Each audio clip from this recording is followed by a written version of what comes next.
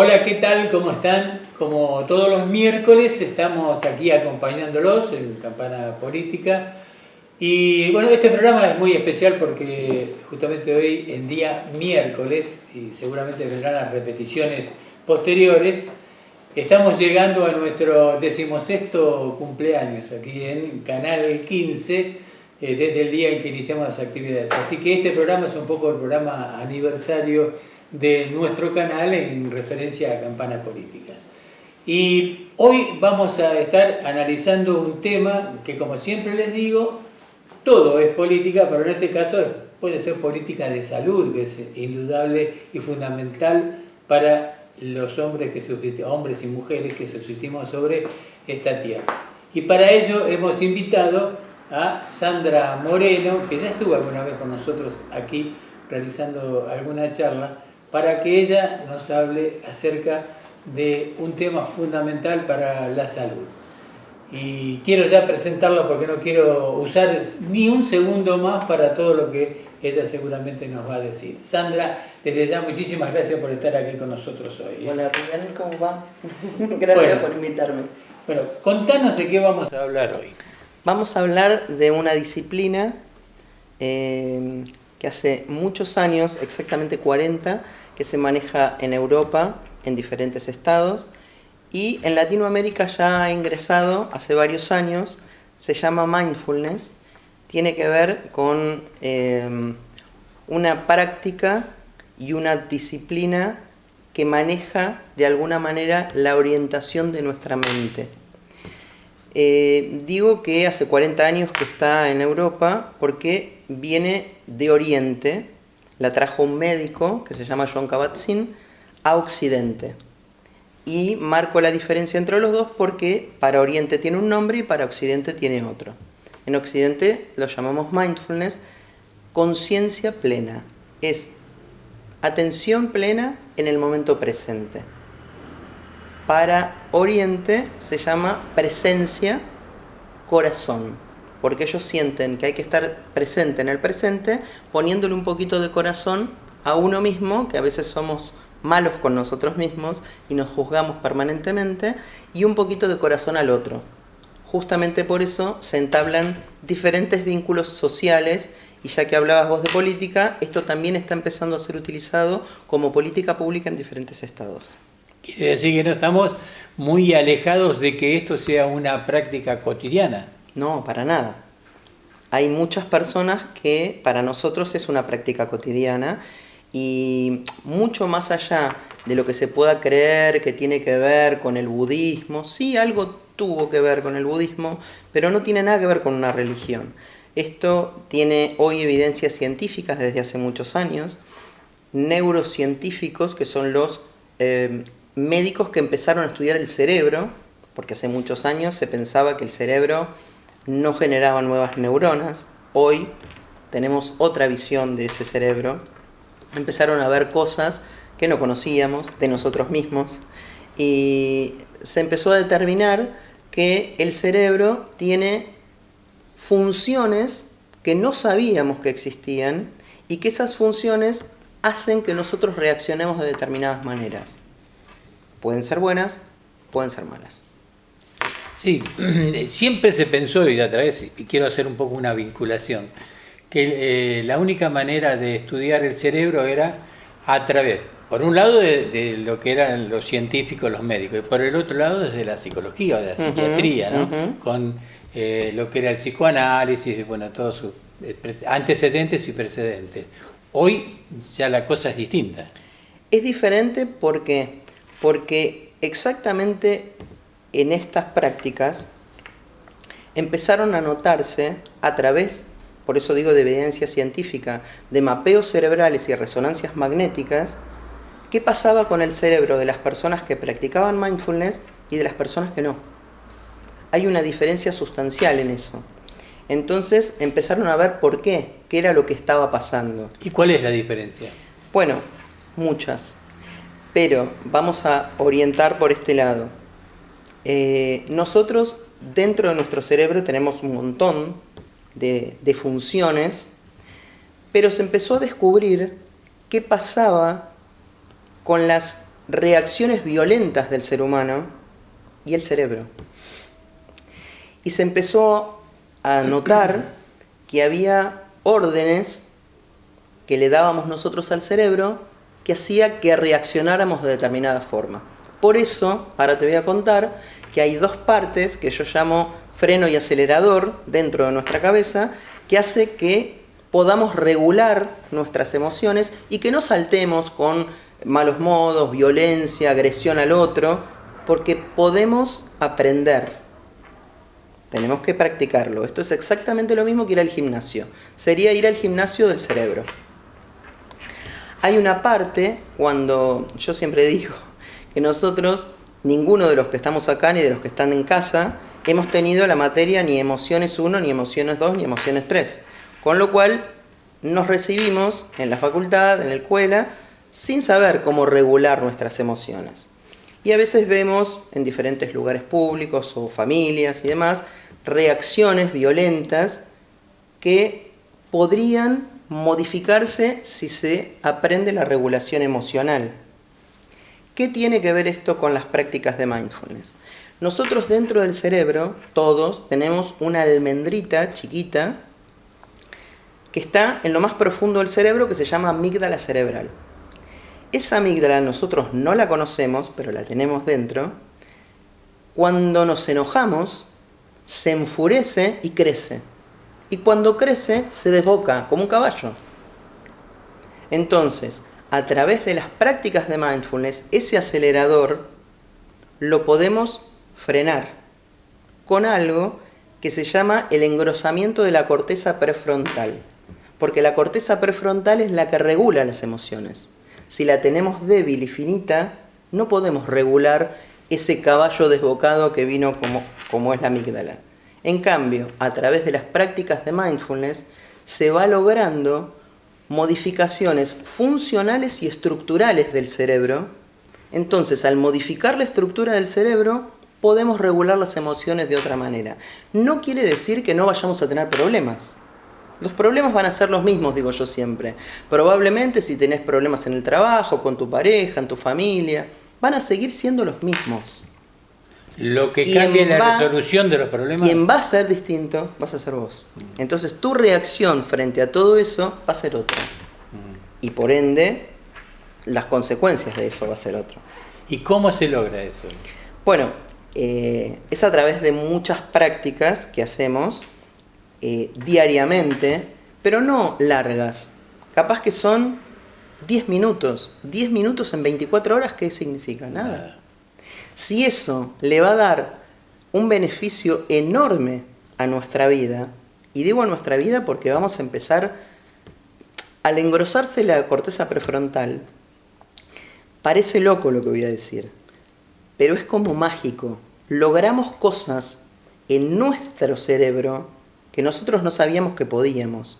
¿Por qué? Porque nuestro cerebro está acostumbrado, es una mente que se llama mente parabrisas. Está entre el pasado y el futuro todo el tiempo.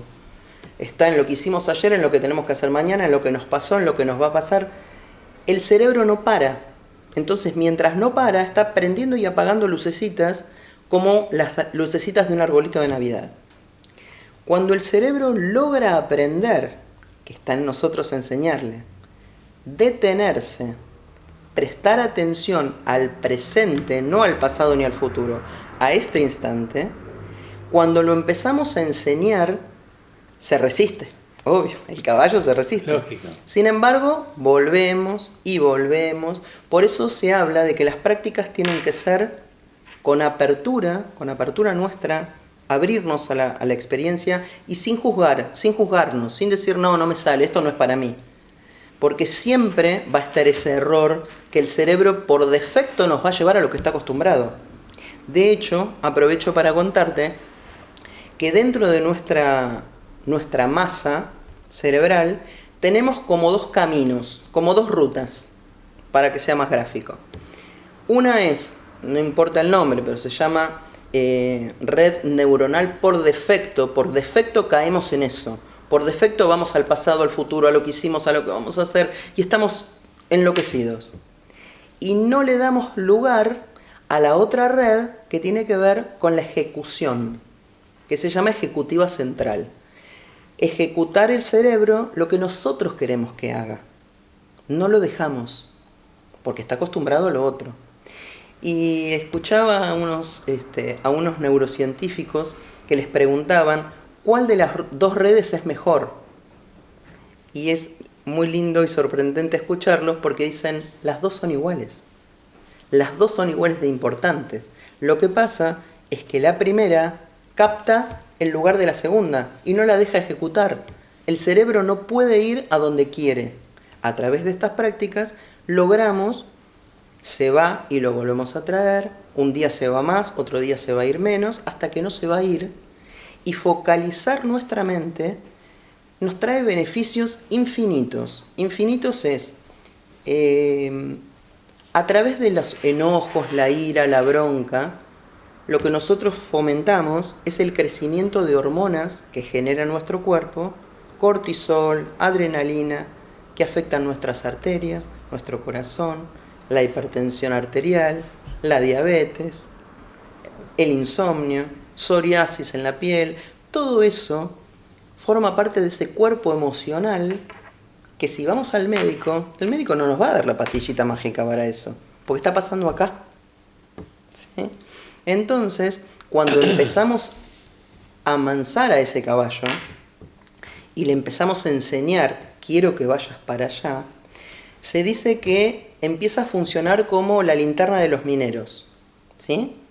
Que ponemos un foco y que ahí va a ir, a donde nosotros queremos que vaya, no a donde quiere ir. Cuando empezamos a hacer eso, hay médicos en Harvard, de hecho, no quiero olvidarme de decirte que empresas monstruos en el mundo, como Amazon y Google, no por casualidad le ponen cabinas de mindfulness a los empleados, porque manejan la atención, mejoran la productividad, generan un mejor clima laboral, todo encadenado una cosa con otra, porque todos los que empiezan a hacer mindfulness empiezan a reaccionar distinto, están más tranquilos, pueden focalizar su mente en lo que realmente quieren, sienten diferente todo, no sienten voy a pelearme, voy a gritar, la amígdala está más chiquitita. Y la corteza prefrontal empieza a engrosarse. Cuando se engruesa la corteza prefrontal, regulamos emociones. Entonces, si me voy a enojar con vos, ya lo pienso antes. ¿Sí? O sea, esto es fundamental. Esta metodología, de alguna manera, modifica lo biológico. Sí, totalmente. Me viene muy bien tu pregunta y te explico algo. En la escuela, todos hemos aprendido, los chicos que están del otro lado también, que tenemos 5 sentidos. Vista, oído, gusto, tacto, olfato. Bueno, esto era hasta hace aproximadamente 10 años. Hoy los chicos van a seguir estudiando que tenemos 5, pero en la neurociencia, que son los científicos que empezaron a estudiar el cerebro, descubrieron que tenemos 2 sentidos más. Tenemos 7. Los sentidos, los 5 sentidos que nosotros conocemos, que son los más comunes, para los neurocientíficos son los menos importantes. ¿Por qué? Porque están en el exterior, pasan afuera nuestro. Olemos afuera, vemos afuera, oímos afuera, ¿sí? En cambio, hay 2 sentidos que tienen que ver con la información que recibe nuestro cerebro de nuestro cuerpo, que están adentro y que no estamos acostumbrados a escucharlo. Entonces, cuando nuestros órganos le dan información a nuestro cerebro, es interno el mensaje. Se llama interocepción ese sentido. Vamos a darle un ejemplo a la gente para que quede gráfico. Si tenemos un examen o una entrevista laboral, estamos nerviosos, estamos tensos, tengo un nudo en el estómago. El estómago, los intestinos le están avisando al cerebro, tiene miedo, está asustada, está nerviosa, está en situación de estrés. Ese mensaje forma parte de este sentido, interocepción, que le envía al cerebro esa información. Por otro lado, hay otro sentido, que sería el séptimo, que tiene que ver con la propiocepción, así se llama, Y para que quede gráfico, el lenguaje corporal, la postura de nuestro cuerpo, le da información a nuestro cerebro. Yo me enojo con vos. Enseguida actúo de una manera que mi cerebro está recibiendo esa información, está enojada. Y si recibe la información de está enojada, seguramente el cuerpo va a cambiar su postura. Le va a dar una información al cerebro que no va a parar ahí y va a ir a la amígdala, como te dije, y le va a decir, reaccioná, gritale, discutí, pegale. Ese es el otro sentido. Por eso es tan importante aprender con las prácticas de mindfulness a generar esa regulación emocional, porque de esa manera todo empieza a ser diferente. Y no por nada, como te comenté, está presentado como política pública en diferentes estados.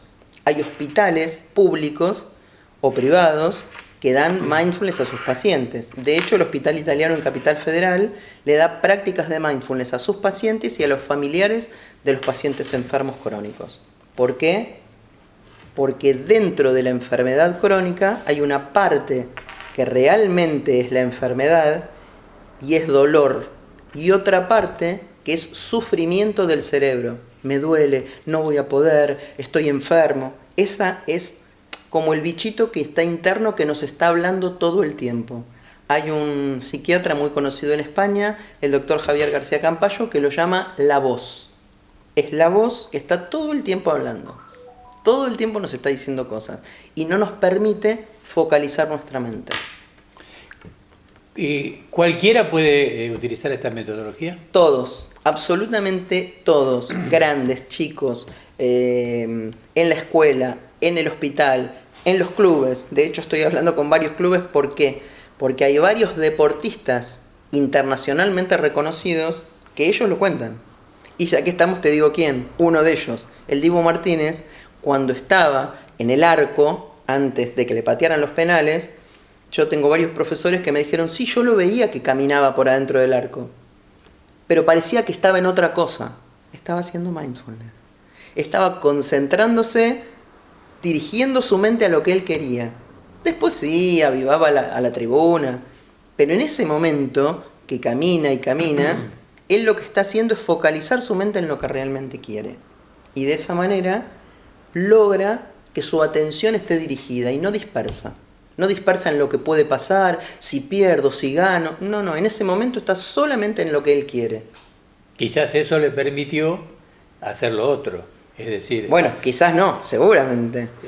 O sea, esto de alentar a la tribuna, esto le permitió la tranquilidad, porque no cualquiera lo puede hacer. Por supuesto. La tranquilidad de haber hecho este procedimiento hace de que después pueda hacer lo demás, ¿no? Cuando o sea, River ¿cómo salió, actuar? Tal cual, es el actuar. Cuando River salió campeón en el 2015, antes de salir campeón, tuvieron prácticas de mindfulness. Focaliza tu mente y genera mejor productividad. Fíjate que Amazon y Google tienen cabinas de mindfulness dentro de la empresa. ¿Y cómo se hace, por ejemplo, dentro de una empresa? ¿Cómo se hace mindfulness en una cabina? ¿El empleado qué hace? Bueno, el empleado va a una cabina donde va a tener un direccionamiento que es muy parecido al direccionamiento que suelo dar en los talleres, porque el taller tiene varias partes de prácticas y de teoría. Porque si la teoría no la entendemos, no vamos a confiar en la práctica. Y es muy importante explicar la teoría para decir, bueno, va a pasar esto, si haces esto, si no, no va a pasar. Claro. ¿Sí?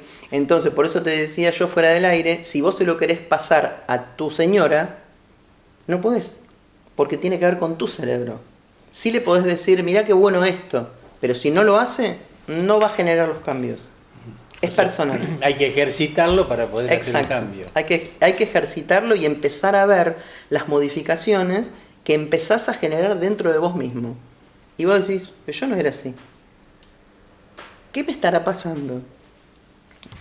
Bueno, y esto requiere de personas que tengan, no sé, quien enseña o quien hace la práctica, necesita de personas que conozcan la práctica y que hayan estudiado la práctica. Exacto, yo soy instructora mindfulness y nosotros coordinamos grupos que a veces se juntan 3, 4, 5 amigas que dicen, sí, yo amigos quiero, hombres, deportistas que dicen, conozco de esto, porque aparte de lo que estoy diciendo, de Djokovic, del Dibu Martínez, de River, esto hay que sentarse, buscar Google y listo, ahí está.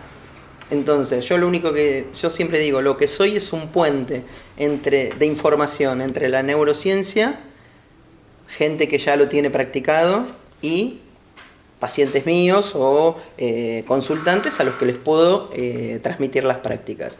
Esto yo se los transmito durante 3 meses, una cosa así, y es necesario que se haga un impasse de mi presencia para que del otro lado ver cuál es la respuesta. Porque siempre va a pasar que el cerebro me va a llevar, a todos, los va a llevar a que no quiere. No quiere porque él está acostumbrado a otra cosa. Claro, el cerebro está acostumbrado a volar, a decir lo que quiero, lo que no quiero, lo que pasó, lo que va a pasar. Bueno, esto es una práctica como ir a practicar en un gimnasio. De la única manera que el músculo se va a tonificar es haciendo la práctica. Esto pasa exactamente lo mismo, pero es una práctica cerebral. Y digamos que lo puede hacer cualquiera, en cualquier edad, en cualquier circunstancia. En cualquier circunstancia. Y antes que terminemos la nota te voy a mostrar cómo. De miles formas, ¿no? Pero esta es una. Ahora, dentro de todo lo que es la práctica mindfulness, para los chicos en las escuelas es de una manera el mensaje. Para los deportistas es de otra. Para una empresa el mensaje es otro, pero la práctica en esencia termina siendo la misma. Está adaptada, digamos, a diferentes estratos sociales, pero ¿a quién lo puede hacer? Quien quiera. Y esto es lo mejor, porque enterarte que dentro nuestro tenemos solución a muchos problemas que vamos a seguir teniendo en el afuera. Insisto, el afuera puede que sea el mismo. Quien va a empezar a ver totalmente distinto el afuera, vas a ser vos. Entonces la reacción frente a todas esas situaciones va a ser diferente, va a ser otra. Y va a llamarte la atención, decir, yo no reaccionaría así, yo no soy esta. Para mejor, obviamente, ¿no? Lógico. Ante una situación de que me peleo con alguien y mi reacción era tal, me va a llamar la atención decir, no sé por qué, pero no me parece que tenga que hacer esto. Y va a tener que ver justamente con la regulación emocional. Todo esto está pasando adentro nuestro y no lo sabemos. Entonces, a raíz de la neurociencia y todo lo que se empezó a descubrir adentro del cerebro, se empezaron a descubrir estas cosas que suceden dentro de nuestro y nosotros no sabíamos. Lo que sí tenemos que tener claro es que ante los enojos, la tristeza, las discusiones, generamos hormonas y neurotransmisores nocivos para nosotros. Entonces después no hay que sorprenderse con cardiopatías, hipertensión arterial, diabetes, psoriasis en la piel, porque todo esto tiene que ver con la parte emocional que nosotros no podemos manejar. No sabemos, podemos aprender. Bueno, el infarto es un... Bueno, tiene que ver con eso. No se necesita hablar mucho, ¿no? Es cortisol. El cortisol es como un Pac-Man, claro, que está dentro nuestro y que nos está comiendo las arterias. La hipertensión arterial de la misma manera. ¿Podemos generar hormonas positivas? Sí. Endorfinas, dopamina, oxitocina. Oxitocina yo te la nombré en una nota que vine a hablar de las mujeres embarazadas como dula de embarazo. La oxitocina es llamada la hormona del amor y es la hormona que se genera entre el bebé y la mamá justo en el momento del parto. Es como que se mandan un mensaje de amor y accionan en el parto. Bueno, esa misma oxitocina la podemos generar a través de las prácticas de mindfulness. Y eso no va a dañarnos absolutamente el cuerpo, todo lo contrario. Pero si no lo hacemos, tenemos que saber que de la otra forma, cortisol, adrenalina nos va a estar enfermando, sin lugar a dudas. Esto un poco relacionado con todo esto, ¿no? Hace un tiempo atrás, hablando con un cardiólogo, me decía que existe el infarto emocional. Obviamente. Digo, pero ¿cómo es un infarto emocional? Porque te agarra una gran emoción y produce... No, dice, hay un infarto que es emocional, que ni siquiera se produce el infarto, pero el cerebro recibe una orden como si hubiese producido un infarto y el infarto no se produjo. Ahora, qué potente que es el cerebro, ¿no? Muy potente.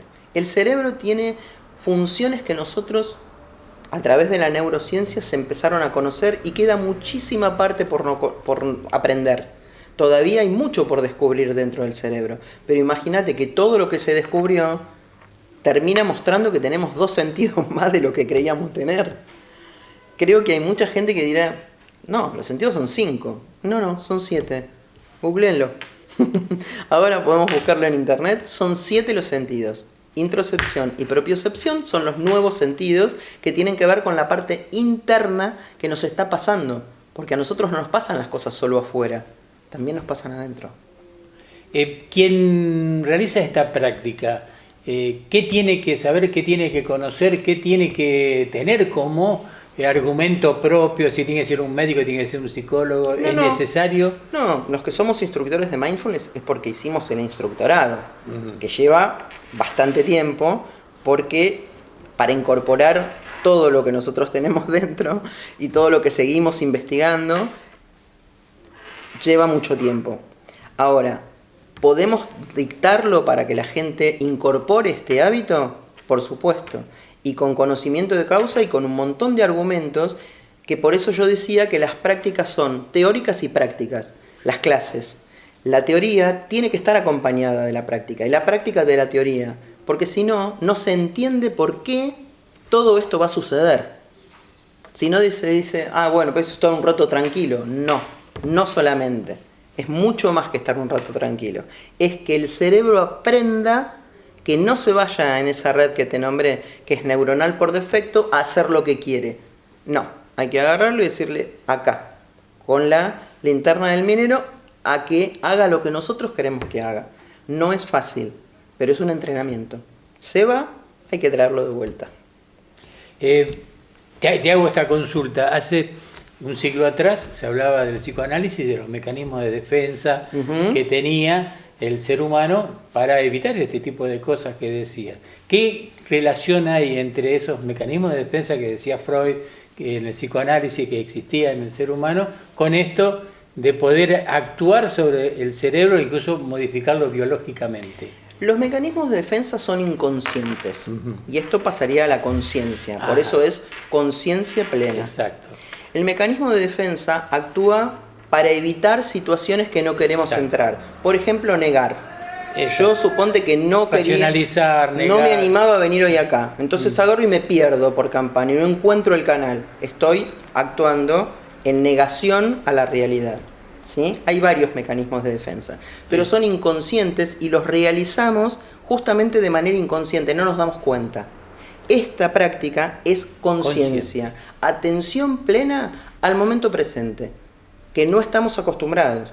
Te comentaba fuera de cámara, hay lamas tibetanos que realizan estas prácticas hace pila de años, y ellos suelen decir que esto es tan simple, tan fácil, pero tan fácil que termina siendo súper complejo, porque no estamos acostumbrados. El no estar acostumbrado hace que sea difícil. Pero si nos acostumbramos y volvemos otra vez y empezamos a ver las respuestas, porque las respuestas van a estar en nosotros. Hay un médico cardiólogo muy importante en Harvard que se llama el Dr. Herbert Benson, búsquenlo en internet. Benson como los Herbert con H, sí. Benson. Él empezó a determinar en sus pacientes, quienes practicaban mindfulness porque él se los había enseñado y quienes no seguían las prácticas, empezó a notar que en los pacientes con prácticas de mindfulness, cuando los atendía, después de una operación, después de una terapia intensiva, el comentario era: doctor, antes de irme le quería comentar, sí, capaz que no le parece importante, no importa, decime, mi señora me dijo que estoy más creativo, ¿puede ser? Sí, puede ser, le dijo. Bueno, chao. Vino otro paciente y le dice: doctor, ¿sabe qué siento? Estoy raro, estoy como creativo. Empezó a notar que varios pacientes hace muchos años le hablaban de la misma palabra, el verbo creatividad, y la palabra creativo estaba siempre. Empezó a darse cuenta por qué. Porque empieza a ver un mecanismo interno del cerebro que empieza a aparecer cosas que tenemos dormidas, que están adentro nuestro, pero que nunca las hubiéramos hecho. Y cuando las empezamos a hacer decimos, esto haciéndolo yo, pero yo nunca hubiera hecho esto tan prolijo. Está actuando el cerebro de una manera distinta. Tiene otra ruta, otro mecanismo, no está apurado para hacer las cosas. Por eso, del otro lado, empieza a pasar eso. Empiezan a decir, pero Rubén no era así. Está raro, lo veo bien. Bueno, Rubén empezó a hacer cambios adentro de su cerebro y su cerebro empezó a accionar distinto. ¿Sirve este tipo de práctica para las adicciones? Por supuesto, por supuesto. Todo tipo de adicciones encierra un globo de ansiedad dentro del cerebro y dentro de nuestras emociones. Entonces, para todo tipo de adicción, ludopatía, drogadicción, tabaquismo, que hoy es el día del tabaquismo, modificar el cerebro va a hacer que se modifiquen las emociones que nosotros estamos sintiendo. Y como vamos a modificar, como te dije, la corteza prefrontal, se van a regular diferente las emociones. Entonces, si estoy desesperado por algo, ya no voy a estar tanto. Mi cabeza va a encontrar circuitos distintos para llegar a algo que no me haga el daño que me hacía lo anterior. Hay varios lugares de recuperación de personas adictas que trabajan el mindfulness y yo insisto, y se los digo siempre a todos estas clínicas, que estas prácticas son buenas cuando se las dan, pero no tienen que dejar de dárselas, porque esto va a seguir funcionando y creciendo cada vez más a favor del paciente cuando se siga realizando la práctica. Si eso se dio una vez, estuvieron bárbaros ese día, la semana siguiente y después no más, no sirvió. Sirvió esos ratos, sí, van a ser positivos, pero para que esto realmente sea efectivo, la continuidad. Es lo mismo que el gimnasio. Si vamos al gimnasio, tenemos que seguir para que el músculo crezca. Esto es lo mismo. Excelente. Te traje un regalo. Bueno. Para vos y para todos los que están detrás de cámara. Bueno. ¿Cuál es el regalo? El regalo es un acrónimo. Un acrónimo es una palabrita cortita formada por varias palabras que constituyen esa palabra cortita, ¿sí? En este caso, la palabra cortita que conocemos todos es esta. Es stop. Este acrónimo es un acrónimo con el que trabajamos mucho en mindfulness y tiene un significado. Lo que quise decir con el regalo que les traje es para vos y para todos los que están del otro lado de las cámaras lo siguiente. Este stop lo podemos llevar adelante en nuestra vida 10 veces por día, 5, 1, las veces que querramos. ¿De qué manera? Cuando nosotros recordemos estas letras stop, vamos a tener que recordar qué significan. Porque yo dije que un acrónimo era un formato de una palabrita chiquita armada por varias. La S es de stop, detenete. Detené lo que estás haciendo en este momento. Para, no hagas otra cosa que esto. En el momento que te detuviste, estés donde estés, manejando, parás el auto y te detenés. En el baño, en la cocina, en una plaza, en donde quieras. Luego que te detuviste con la S de stop, la T es importantísima. Tomar una respiración profunda. Retengo el aire y suelto lentamente, muy despacio, muy atento a mi respiración y no derivando mi atención en nada más que en esto, porque recordemos que vamos a estar 1 minuto haciendo esto. Cuando nosotros respiramos, le damos al cerebro una información, de lo que yo te hablaba hace un rato, de calma, de espera. Es poner una pausa en el grabador de antes, ¿sí? Es una pausa en nuestra mente. Entonces, por eso tomamos una respiración. Cuando exhalamos el aire, viene la O, observar.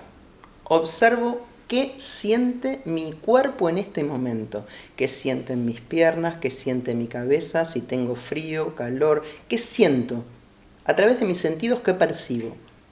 Estoy nervioso, estoy tenso, estoy relajado, siento algo, siento que me duelen las piernas, ¿qué siento?